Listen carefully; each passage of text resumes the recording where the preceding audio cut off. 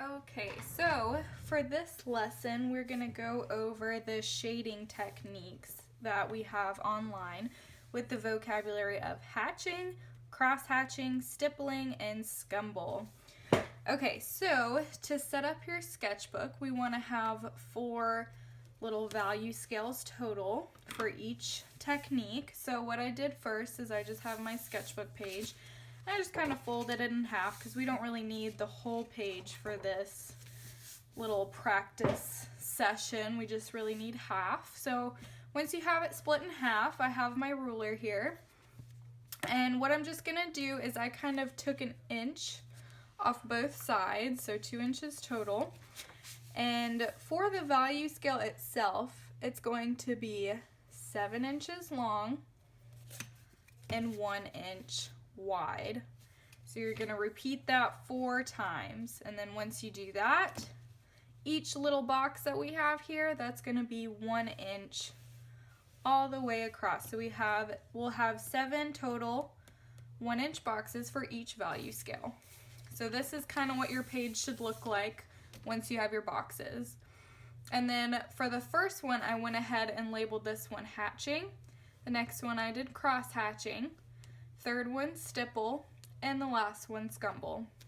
So as you can tell, I've already kind of filled up my darkest dark area, but I'll kind of go over the techniques of how to get these hatching, cross hatching, stippling, and scumble techniques.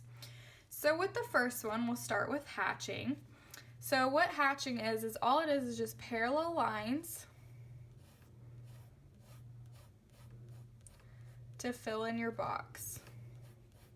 Just like that. And you can see that it gradually already starts to get darker. This one's running out of ink. I'll just grab another one. Okay. So that's all hatching is. It's just parallel lines kind of layered on top of one another. And you don't have to go diagonal. You can go up and down, whatever you feel more comfortable with. So I always like to start with the darkest black. I think it's easier with Sharpie markers, but you find what works best for you. So you can start with either your blackest blacks or your whites, and you're gradually going to get lighter as you go, or you're gradually going to get darker if you start from this end. So that's kind of the goal for the value scale. You want it to be kind of seamless as you're going through each value. Okay. So that one's hatching. So with this one, you're gonna try and go a little bit lighter than this box. So I'm obviously not gonna do this whole process on screen, but I'll come back and show you what it should look like at the end. So that's just how you get the hatch marks. So for cross hatching, it's very similar to hatching. So what you're gonna do is you're gonna start off with your regular hatching, your parallel lines kind of layered on top of one another. Okay, so just like we did the hatching, but instead of continuing to layer one on top of the other, the cross hatching, you're going to start to go the other direction and start forming perpendicular lines that start to cross over one another, hence the name crosshatch. Kind of like that. So that's kind of the texture you're going to get with the crosshatch. And again, you're going to keep layering these lines on top of one another until you get the next darkest shade. Okay, now with stippling. Stippling, this one's gonna take a little bit longer than hatching or cross hatching or scumble. So what you're gonna do is you're gonna take your Sharpie marker, you're just gonna bounce it up and down on the paper. And see, all you're doing is you're forming little dots or points into your box. And you're just gonna keep making these dots until you get your box to be a little bit darker. See, as I did here, this is all dots. So this one takes a little bit longer, but it makes a really cool texture at the end. Okay, and the last one you're going to do is scumble. So what scumbling is, you just take your marker and you're just gonna start to do circular motions all over your box. It's kind of like scribbling in a way, but it's more artistic. So you're just going to be kind of scribbling into your box until you get the next darkest shade, just like we did here. Okay, and notice as you're going through your value scale, I'm keeping everything as neat as possible within each box. So you don't want to go crazy and start getting out of the lines and stuff like that. You want to keep it as neat as possible. So you find whichever way works best for you, whether that's starting dark or starting light or perhaps in the middle. You find what works best for you, and you're just going to go ahead and complete these shading techniques and their value scales. Okay, so this section is what your value scale should look something like after you finish. Notice that it gradually gets lighter as you go through. There's not like a complete difference in between the two. It's just a gradual change. So that's what your value scale should look like after you're finished with that. Okay, so let's move on to the bottom half of your page. So we're just moving on to the bottom half. So what I did is I measured this half of the page. So the sketchbook page should be about 9 inches wide. So I cut that in half at 4.5 inches. So 4.5 inches, and I made this line across. And then in this direction, it is 6 inches up. So I divided that by 2 to make 3. And that should give you 4 separate sections. So once you have each section drawn out, you have these little circle things. Mine's a little bit broken, but that's okay. So for these circles, I used the 1 3/4 inch. So we're gonna have 4 circles. And so with this, we're gonna be practicing how to do an object with these kind of value scales. So this top one in the left-hand corner, I'm gonna label hatch.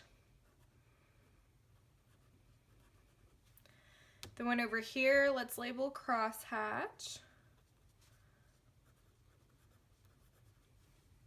Here we'll do stipple, and we'll do scumble for the last one. Okay, so you have your 4 sections labeled. Then what you want to do is you want to kind of give yourself a ground surface for this sphere to be laying on. So when you're making grounds, a key thing to remember is you don't ever really want to split it in half, because that's going to alter the composition a little bit. So I either like to start off a little bit below, or you can do a little bit above as well. So this is kind of giving it a ground level, and same thing over here. It's okay if they don't match up perfectly. We need another down here. And one more. Okay, so you have your 4 ground levels.